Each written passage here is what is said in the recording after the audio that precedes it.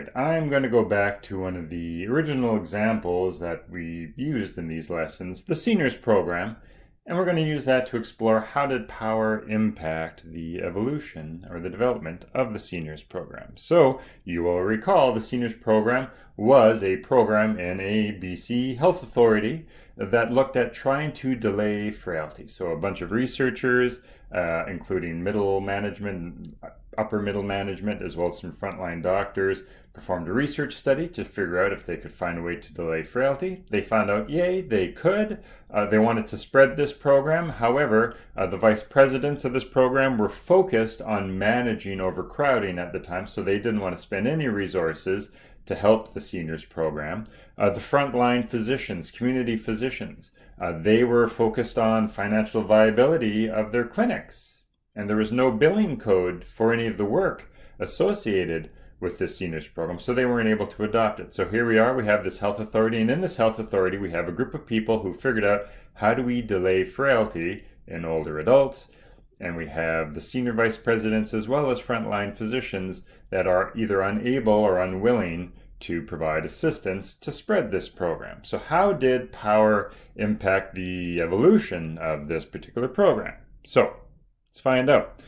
The senior vice presidents, they used second dimensions of power to block the seniors program. So for example, the senior vice presidents, they controlled the agenda of meetings of senior executives. And whenever the seniors program would ask to present their program at these meetings, the vice presidents would say, no, our agenda is really full, there's no time for you, so you're not able to speak. So they blocked, the vice presidents really truly blocked the seniors program from attending these meetings. And because the seniors program could not attend these meetings, they were unable to communicate or to even inform people that this program existed. Moreover, the senior vice presidents also prevented their staff from helping out the seniors program, right? So as a consequence of this, the vice presidents were able to block the seniors program. They were able to prevent the information of the seniors program from getting out, and they were able to starve the seniors program of assistance. But the people of the seniors program did not take this line down. Everyone has some power, and you can choose to exercise that power in creative ways, and that's what the leaders of the seniors program did. One of the first things that they did is they were actually able to create a power relation with the CEO of the organization. The CEO of the organization actually thought this was a neat program and was quite supportive of it, even though the vice presidents didn't have time or the ability to help, the CEO did. And so all of a sudden, the seniors program had this executive champion. Now you would think that that would be enough. If the CEO wants it, then all the VPs would just fall in line. But that's not the reality of organizations. The reality of organizations is that the VPs still found themselves responsible for managing the decongestion of hospitals. And so that's, even though the CEO said this is a good idea, the VPs were like, yeah, well, still there's no time at this meeting to talk about it, and I don't have any spare staff to help them. So they could still block the seniors program, even though the CEO wanted it. So the seniors the seniors program had to do more. They also went on this major campaign of defining rationality.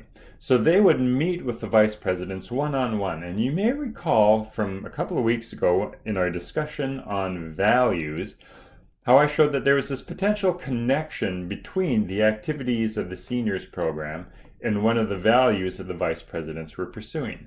One of the values that the vice presidents were pursuing was this value of sustainability. We want to have a sustainable healthcare system today, tomorrow, and often into the far future. Now, one way to achieve the sustainability is by creating a healthy population of older adults.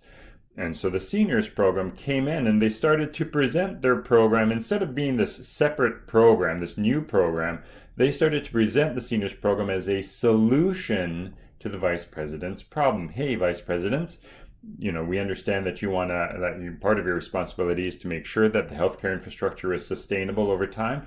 Well, here's a way for you to achieve that, right? So they started to define rationality, positioning the seniors program as a solution to the vice president's problem. And all of a sudden now, the vice president started to recognize that there was some strategic alignment between the seniors program and the actions that they needed to do. Now, another thing that happened as a fun result of this relationship with the CEO is the CEO, he might not be able to drive all of his VPs to support this program, but what the CEO could do, what he did have the power to do, was to enter into partnerships with other organizations. And so the seniors program actually partnered with other organizations across the country to collect this data on how to delay frailty. Now, because all of a sudden this BC Health Authority was operating in partnership with other organizations, there's suddenly this reputational cost to failure. If the BC Health Authority is unable to continue on with the seniors program, they now need to call up all of their partners and say, well, we can't help, we can't work with you anymore. There's a reputational cost for failure now. Now, with all of these things, all of these tactics of power started to help the seniors program to overcome the resistance of the vice presidents. So hopefully that gives you a little bit of insights into the way that these types of power dynamics can actually work in a real live organization. I look forward to seeing you in class and in future workshops.